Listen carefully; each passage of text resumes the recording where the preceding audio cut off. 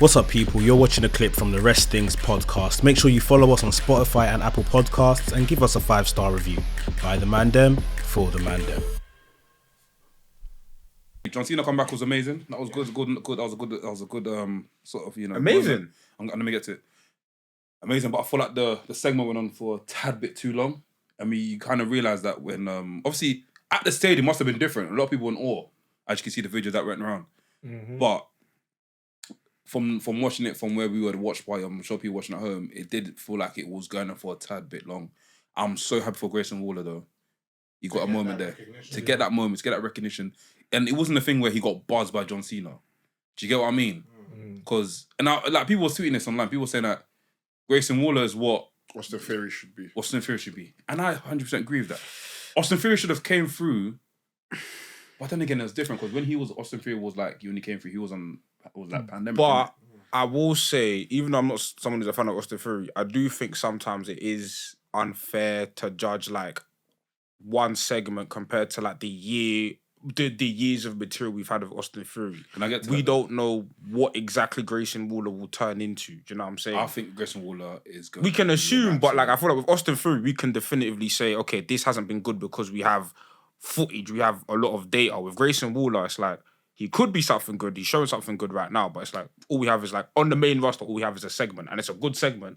But I feel like, I don't know, it might be a bit unfair to be like, yo, he's what my man should have been, when it's like we haven't actually seen. What he can. I mean, I don't think it's too unfair though, because Grayson Waller has come from the development that's catered for NXT 2 main roster, whereas Austin Theory has come from having maybe 3 or 4 different gimmicks from NXT to the main roster to now having 2-3 different gimmicks. So I get what you're saying, but in the same breath, I feel like Grayson Waller has been made to be this, so that way it will be a continuous thing, as opposed to him now coming to the main roster and then automatically there might be some changes that way. Like, this is the Grayson Waller we've been getting for the past year or two is the Grayson Waller we're going to continue getting, because this is what they've built. So I get your point, but I do hear what people are saying. I feel like right off the bat, Austin Theory should have just been catapulted into a certain realm. But they were just confused in regards to, do we want him to be the cocky, brash heel? Do we want him to be the dumb heel that doesn't know whether he's coming or going? Do we want him to be the one that carries the mobile phone? Do we want him to be angry?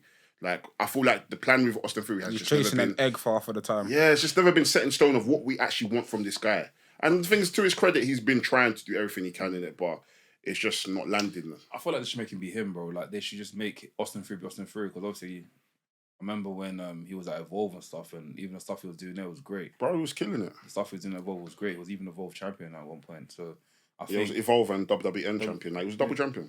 So even with that, I feel like with a lot of wrestlers, we've seen what happened to, I'm not trying to compare anyone, but we've seen what happened to the likes of Roman. Roman wasn't himself for a while. Then, eventually they've given him the time to be himself, and look where he is now. I feel like within time, if they allow Austin Theory to be himself, we'll definitely see a different sort of, theory in it. So yeah, man. Even the music video, even the music as well. Really... Do you believe there's potential in Austin Theory? Of course, you see every week. You see Austin Theory's potential every week without fail. It's just like I struggle to see that potential. No, it's not even a struggle. You can see it. It's just I don't know what it is about Austin Theory. It's just the character's just not hitting. The character just don't hit whatsoever. You what? Look, Austin Theory in the ring, yeah. But forget what happened on SmackDown with the whole that new finisher he's got. Whatever, I don't know if it's a finisher. No, it's but it's great. After watching it live on TV, I understood the reason why he did that. If you watch Austin Theory for his actual wrestling, he's actually a good wrestler. Yeah, I'm not saying he's a bad wrestler. But... No, but people. I don't think people overlook that in it. But it's because they don't like him. Yeah, they generally don't like him. So that's what you're meant to.